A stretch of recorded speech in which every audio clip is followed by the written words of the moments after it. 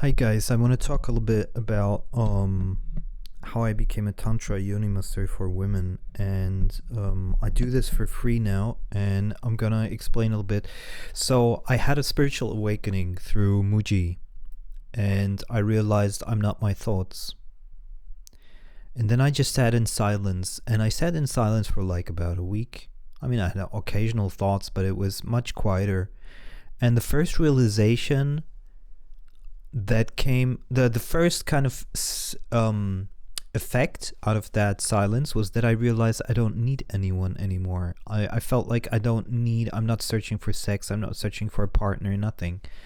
And then there was a moment of 1 hour like pure silence, and in that I received a download. And the interesting thing about silence is that your auric energy of the body opens up and you start to receive downloads, things that you would otherwise not receive if you're in dense thoughts and identify with thoughts. So you are basically so empty that your energy starts to expand and receive from upper energies, finer energies, and it downloads right into your heart. And so you start to have like a heart intuition as well. And with that heart intuition, I felt that I need to start massaging women. Interestingly enough, 1 or 2 years before that, before the awakening, I thought about that once, and I was like, nah, I don't know who I'm gonna have to massage, and that's just not my thing, and you cannot earn a lot of money with that and stuff like that. And then by the way, I'm in Europe, so we are allowed to massage in that way. And not in every country, though. I think in France it's not allowed. I'm in South France right now, but I'm not going to take money for it anymore, at all. So it's also because of legal reasons, for a lot of different reasons. So I can travel, not worry about it. And if some rich woman wants to give me, support and send me 50,000 just for fun, why not?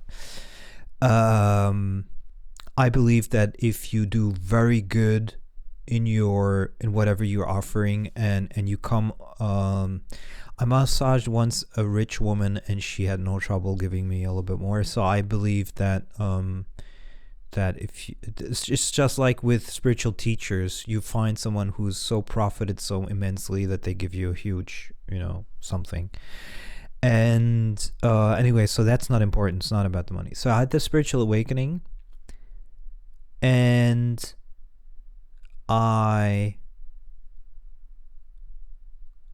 was in silence, and then there was this message, start massaging women. And I started massaging women, and the interesting thing is the first massage wasn't even a massage. It was absolutely catastrophic. The woman looked at me and she's like, "You don't look like the guy on the pictures of your website, blah, blah, blah."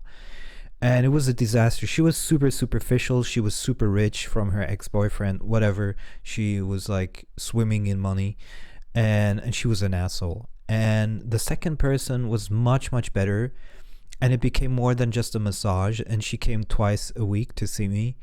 And then the third massage, I don't remember the third massage actually exactly who it was, but it was so clear, because all of the women that I worked with after the third, fourth, it became so clear that I have this immense talent of releasing and feeling energy blockages in the body, knowing exactly where they are. So basically, the message by the universe to start massaging people was a message to learn that I have this ability, that I never really knew that I had this ability. And that was with, I don't know, 37 maybe. So I was a lot older basically. And then I started to use this more direct in the sessions, this ability to heal people. And then after 300, 400 massages, I started to understand that that I can start to play with this, because I'm actually an artist and musician. Before I also was a programmer, but graphic artist as well, a lot of other things, musician.